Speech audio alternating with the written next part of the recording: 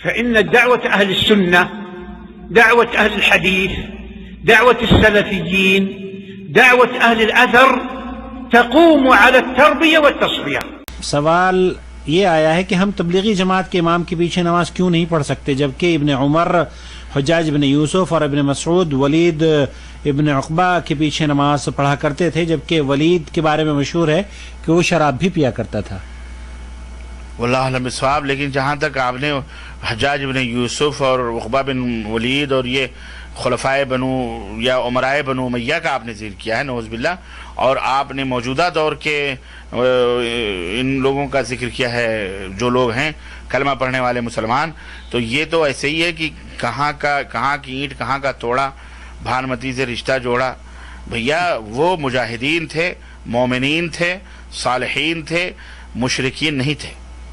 وہ مشرک نہیں تھے، وہ اللہ کی راہ میں جہاد کرتے تھے. ٹھیک ہے، ہم خطاؤں کے پتلے، وہ بھی خطا کار تھے، ہو سکتا ہے ان سے غلطیاں، شرابی، زناکار، بدکار ہو سکتا ہے، لیکن وہ اللہ معاف فرما دے گا قیامت کے دن اللہ چاہے. لیکن اللہ شرک باللہ کو کبھی معاف نہیں فرمائے گا. سمجھ رہے ہیں؟ تو شرک باللہ وہ مشرک نہیں تھے، تو ان کو ان سے جوڑنا بہرحال یہ غلط ہے. وہ عبداللہ ابن عمر ان کے پیچھے نماز پڑھتے تھے، یہ اس بات کی دلیل ہے کہ وہ انہیں مشرک یا کافر نہیں سمجھتے تھے. لیکن یہی عبداللہ ابن عمر جو انہوں نے حوالہ دیا ہے، میں آپ کو حوالہ دیتا ہوں کہ یہی عبداللہ ابن عمر رضی اللہ تعالیٰ عنہ اپنے شاگرد حضرت امام مجاہد رحمۃ اللہ علیہ جو تابعی ہیں، جن کے کندھے پہ آخر عمر میں عبداللہ ابن عمر کی دونوں آنکھوں کی بینائیاں چلی گئی تھی، تو حضرت مجاہد رحمۃ اللہ علیہ مسجد لے جایا کرتے تھے. تو عبداللہ ابن عمر ان کا ہاتھ پکڑ کر مسجد جا رہے تھے. جب مسجد میں پہنچے تو وہاں بیٹھے تو دیکھا کہ وہ مؤذن لوگوں کو آواز دے رہا، الصلاۃ الصلاۃ الصلاۃ، چلو نماز کے لیے، الصلاۃ جامعہ، نماز کھڑی ہونے والی. تو حضرت عبداللہ ابن عمر رضی اللہ تعالیٰ عنہ نے حضرت مجاہد سے کہا کہ اذان نہیں ہوئی ہے کیا؟ تو انہوں نے کہا اذان ہوئی ہے. تو کہا یہ پھر یہ کیوں چلا رہا ہے؟ تو کہا یہ ایسی تصویباً چلا. کہا اخرجوا بنا من هذا المبتدع، اس مسجد سے مجھے، اس بدعتی کی مسجد سے مجھے باہر، اس بدعتی کی مسجد سے مجھے باہر لے کے چلو، میں یہاں والے بدعتی ہے. اللہ کے نبی صلی اللہ علیہ وسلم نے اذان کے بعد اس طرح کے کلمات یا اس طرح کے کہنے سے منع فرمایا.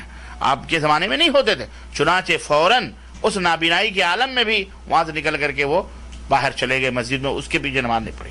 تو بدعتی جو ہوتا ہے، ہاں اب تو 15 دفعہ اذان ہوتی ہے بھائی. اور بدعتی جو ہوتا ہے، جو مشرک ہوتا ہے، اچھا بدعتی جو ہوتا ہے، مشرک تو خیر مشرک ہے، بدعتی بھی، آپ بدعتی کے پیچھے نماز کیوں نہیں پڑھیں گے؟ اس کی وجہ کیا معلوم آپ کو؟ امامت کا مقام اور درجہ ہوتا ہے. اللہ تعالیٰ نے حضرت ابراہیم علیہ السلام کے بارے میں کیا فرمایا؟ حضرت ابراہیم کو فرمایا کہ ان کی توحید اور ان کا ایمان اور ان کا وہ جہود اور ان کی محنتیں اور ان کی قربانیاں دیکھ کر کیا فرمایا اللہ تعالیٰ نے قرآن کریم کے اندر؟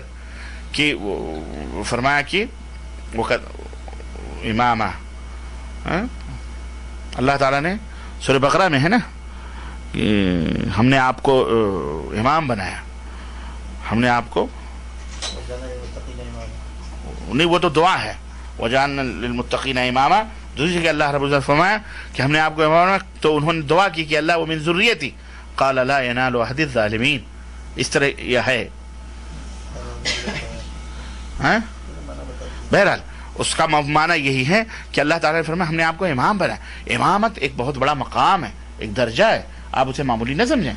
کہ ہمارے ہاں کے لوگ اماموں کے ساتھ جو سلوک کرتے ہیں، اللہ تعالیٰ ان سے نپٹے گا.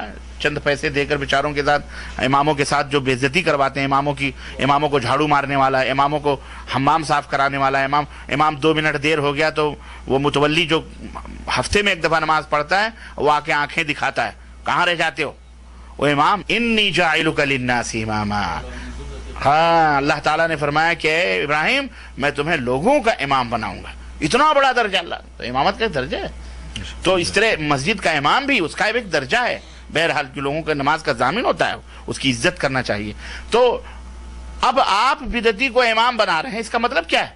اللہ کے رسول صلی اللہ علیہ وسلم نے فرمایا من وقر صاحب بدعت فقد اعان علی ہدم الاسلام، اور کما قال رسول اللہ صلی اللہ علیہ وسلم کہ جس نے کسی بدعتی کی تعظیم یا توقیر یا اس کی عزت کی، اس نے اسلام کو ڈھانے پر مدد کی.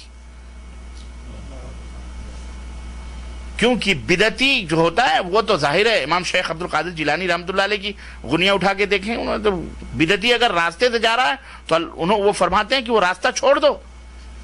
اگر وہ مر گیا, اس کی جنازے میں گئے ہو, تو جب تک لوٹ کے نہیں آؤ گے جب تک اللہ کی لعنت برستی ہے تمہارے اوپر. یہ سوچیے, یعنی آپ شیخ عبد القادر جیلانی رحمۃ اللہ علیہ کے اس قول کی روشنی میں سارے بدعتیوں کا حال کیا ہے, جو بیچارے انہی کی رٹی مارتے ہیں صبح شام. بہرحال اللہ آپ کی جزائے خیر. تو یہ ہے حکم. تو آپ کہاں کا وہ نہ جوڑیں. آپ حجاج ابن یوسف غلط ہو سکتا ہے, سب گنہگار ہو سکتے ہیں, لیکن یہ کافر اور مشرک کے بدعتی نہیں ہو سکتے بنسبت آج کل کے لوگوں کے کہ سر سے پیر تک شرک و بدعت میں ڈوبے ہوئے ہیں اور پھر بھی امامت کرنے کے لیے چلے ہوئے ہیں. ایسے لوگوں کے پیچھے جائز نہیں ہے. اور یہاں مملکت کے اندر بھی میں آپ کو ایک بات بتاؤں, آل الشیخ رحمہ اللہ نے باقاعدہ ان کا فتویٰ انٹرنیٹ کے اوپر بھی موجود ہے کہ کسی نے ان سے سوال کیا کہ ایک شخص ہے جو یہ عقیدہ رکھتا ہے کہ نبی صلی اللہ علیہ وسلم زندہ ہیں اور سلام کرنے پر ہاتھ نکلتا ہے, تو ایسا آدمی کیا اس کے پیچھے نماز پڑھنا جائز ہے؟ تو شیخ نے فتویٰ دیا ایسے لوگوں کے پیچھے نماز پڑھنا جائز نہیں ہے. جائز نہیں ہے ایسے لوگوں کے پیچھے, کیونکہ یہ لوگ یہی عقیدہ رکھتے سارے مردے زندے. نبی صلی اللہ علیہ وسلم تو زندہ اپنی جگہ, سارے مردے زندے یہاں نظر آتے ہیں صاحب. باتیں ہوتی ہیں, باقاعدہ گفتگو ہوتی ہے, انگوٹھے پکڑتے ہیں, انگلیاں پکڑتے ہیں, پتہ نہیں کیا کیا ہوتا ہے, اللہ بہتر جانے. استغفر اللہ استغفر اللہ. اللہ مسلمانوں کو ان خرافات سے محفوظ رکھے. جزاک اللہ.